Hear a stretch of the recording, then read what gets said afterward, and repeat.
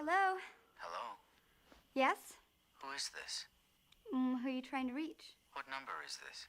What number are you trying to reach? I don't know. Well, I think you have the wrong number. Do I? It happens. Take it easy.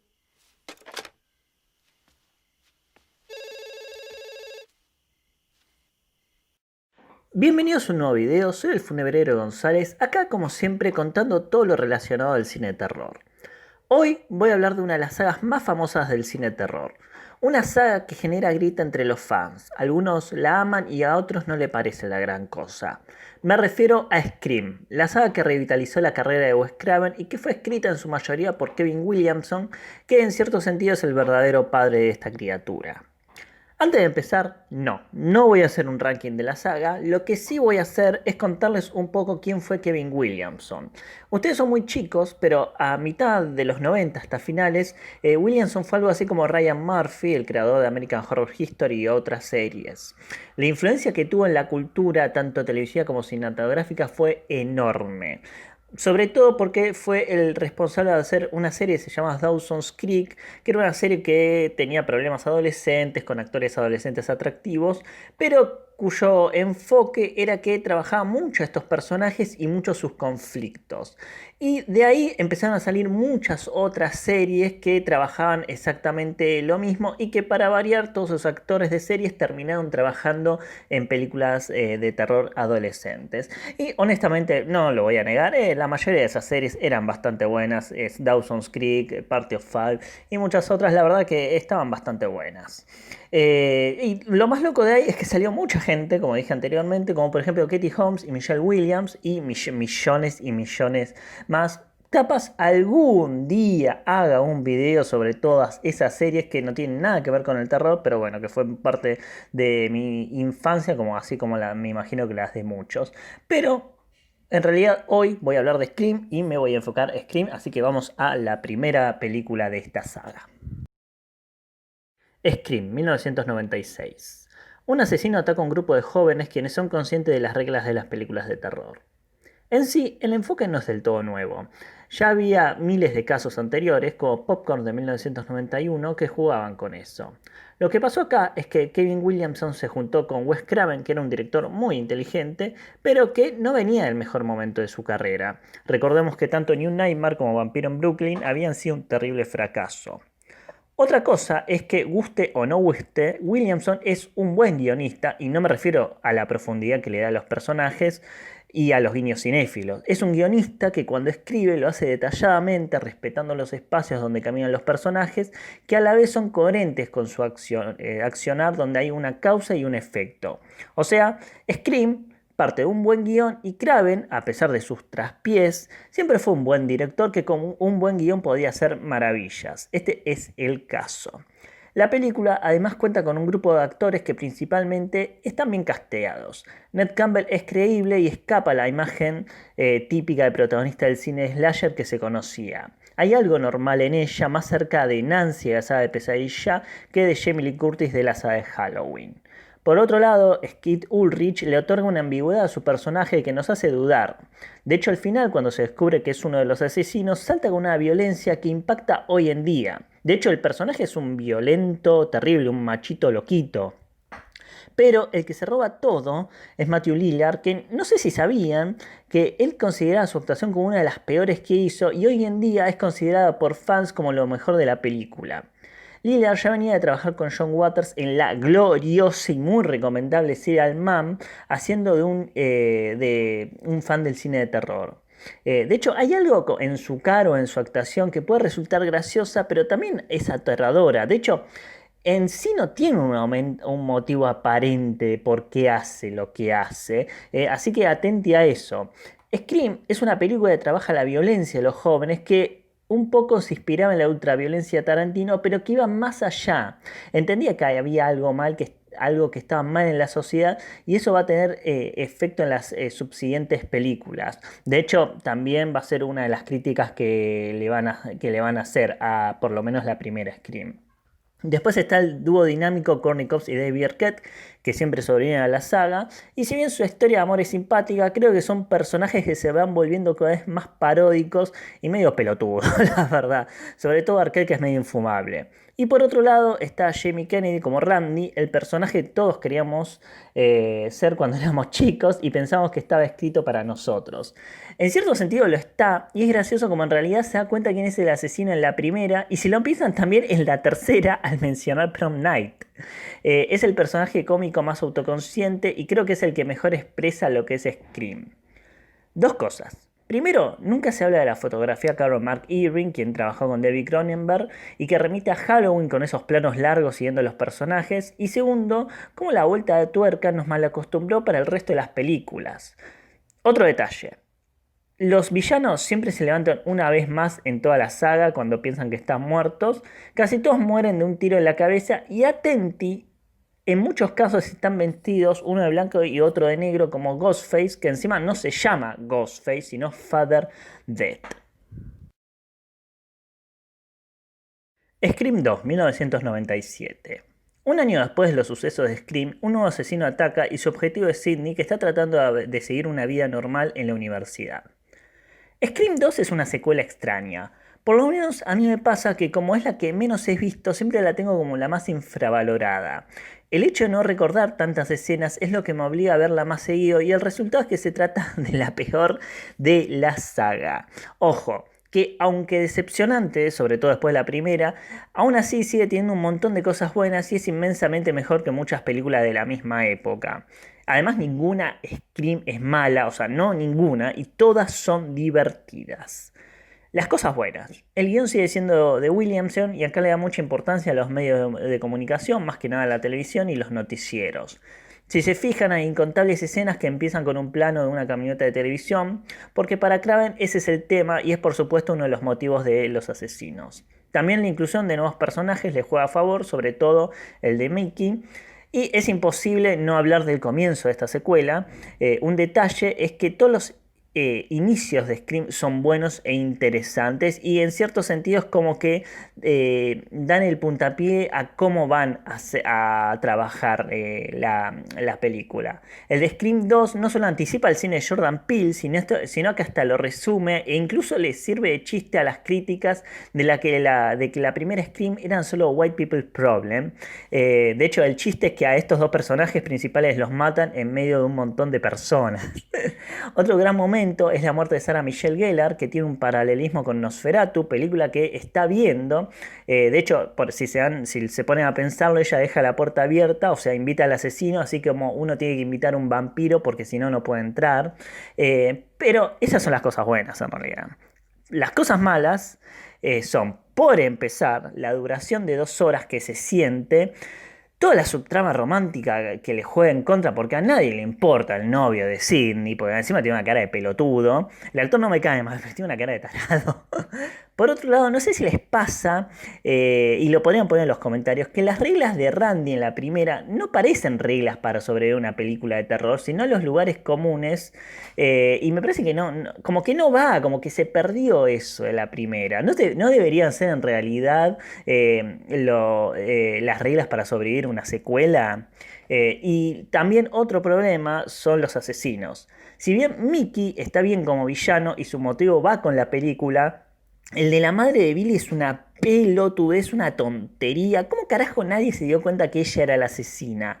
Es fácil darse cuenta. Además es un personaje que siempre sale de la nada, nunca la habíamos acompañado por un camarógrafo, nada. ¿Y cómo es que, si por ejemplo, si en la primera hizo una investigación de quién era Billy, nunca averiguó quién fue la madre?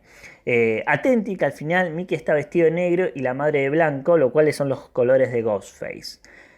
Aún más irónico que, si bien la primera vez que la vemos nos choca y afecta la muerte de Randy, pasar las revisiones nos chupa un huevo. O sea, si bien entiendo que es jugado, en las secuelas medio tarado Randy, aparece de vez en cuando y mucho no importa. Hubiera estado bueno igual que mataran a otro personaje, cosa que no hicieron.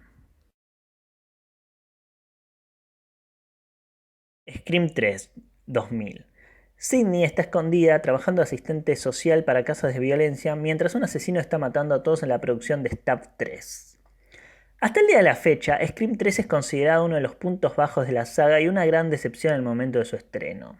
Primero porque el guion no estaba escrito por Kevin Williamson, sino por Ehren Kruger, guionista de muy dudosa calidad. Segundo porque el humor ya era muy evidente y porque las muertes eran cada vez menos violentas. Pero lo más polémico fue quién era el asesino y su motivo, lo cual terminaba jugándole en contra a la película. Ya hice un video reivindicando a Scream 3 que pueden ver en este mismo canal, pero no está de más volver a hablar de ella. Como sabrán los que vieron los videos que hice sobre esta peli, sabrán que en su momento fui a verla al cine y me acuerdo que me había gustado, pero no me había vuelto loco. Lo que sí llegué a la conclusión, luego de verla muchas veces después, es que es superior a la anterior y que tiene muchas cosas para reivindicar. Primero un detalle. Al principio, Cottonwear y su novia están vestidos de blanco y negro como el disfraz del asesino y Roman en la fiesta también lo está, lo cual es una pista o un detalle que lo une a Ghostface. Por otro lado, si bien es chocante que él estuviera detrás de todo desde el principio, como villano en sí no está mal Roman. De hecho, por lo menos se jugaron y encontraron un actor que tiene un aspecto similar al de Neve Campbell, así que puede pasar como el hermano. También está Parky Posey, que está excelente como el doble Courtney Cox, pero que a la vez es la que mejor simplifica la idea que maneja toda la película. Porque en Scream 3 todos los personajes tienen su doble. Dewey, Sidney, el Cana, todos. E incluso el mejor personaje de Parky, que es Parky, es muy gracioso como Dewey le cuenta todas las cosas que en realidad él se las tendría que contar a Gale.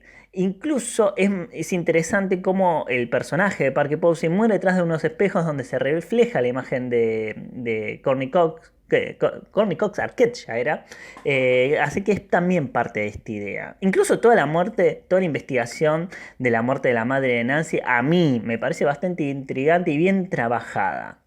¿Qué tiene de malo? Y sí, la aparición de Randy me parece muy random y no aporta nada. Vuelvo a decir que para mí eso de las cosas que aparecen en cada película, me parece que en la primera nada más estaba bien trabajado. El cameo de Jay and Silent Bob me parece una gilada. Algunos personajes como el del Cana ni pinchan ni cortan. La idea de que haya un aparatito que imita todas las voces es poco creíble y ridículo. Y ojo, si bien funciona dentro de la trama, es muy tomado de los pelos y como que no funciona muy bien. Y otra cosa, las alucinaciones de Sidney no aportan nada y no pega con el tono de la saga Scream, que siempre evito este tipo de cosas. Scream 4, 2010. Pasaron 10 años y Sidney se dio cuenta que había un negocio con todo lo que le había pasado. Así que escribe un libro, vuelve al pueblo donde pasó la primera Scream y empieza a ver nuevos asesinatos. En el 2010 salió la nueva Scream después de casi 10 años de la última, en una época en que ni Wes Craven ni Kevin Williamson estaban en su mejor momento, al igual que todos los demás actores. Es por eso que a pesar de las buenas críticas, esta secuela fue un fracaso. El problema creo que fue el timing, porque para esa altura a la mayoría de los actores ya se les había pasado el cuarto de hora y los nuevos que venían de alguna serie famosa en su momento también les pasaba lo mismo.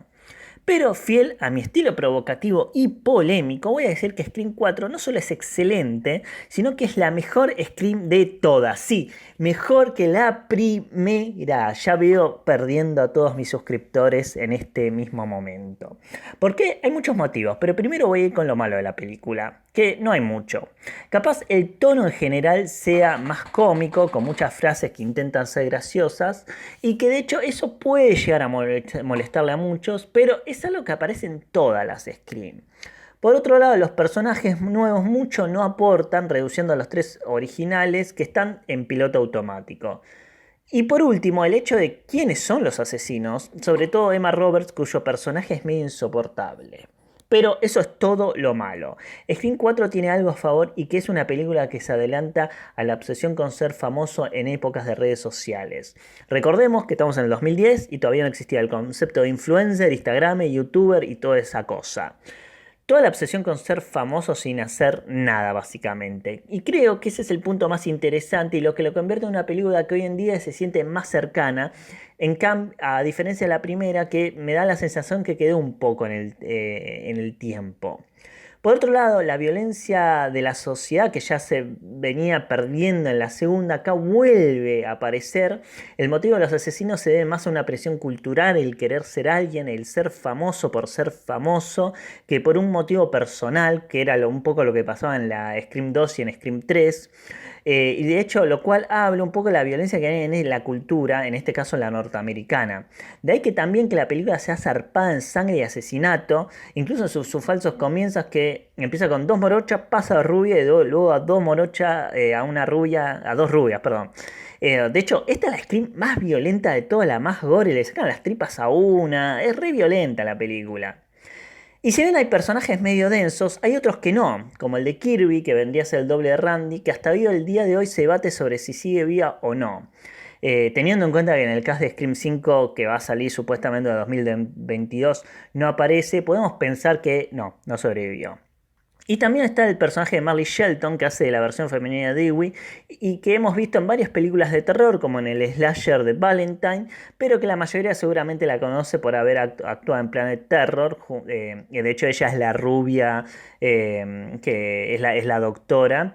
Pero, y que también aparece en el comienzo de Stab, que pueden ver en Scream 2. Para mí, Scream 4 es una de las mejores de la saga. Y por sobre todo, creo que es la película que más se acerca a la primera. O sea, hay tal pueblo chico, personajes que se conocen. En cierto sentido es menos espectacular, menos hollywoodense.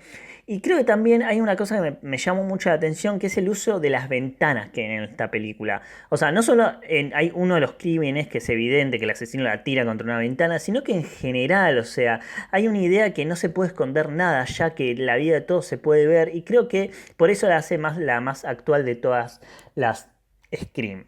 Antes de terminar, solo quiero decir algo. ¿Descubrieron quiénes eran los asesinos las primeras veces que vieron las Scream? Quiero que me lo pongan en los comentarios a ver qué opinan.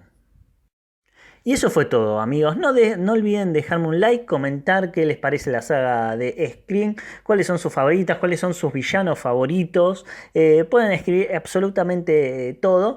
Y tampoco olviden suscribirse al canal y seguirme en las redes sociales, tanto en Instagram como en Twitter. Hasta la próxima. Soy el Funebrero González diciéndoles que tengan cuidado con los videos que filman.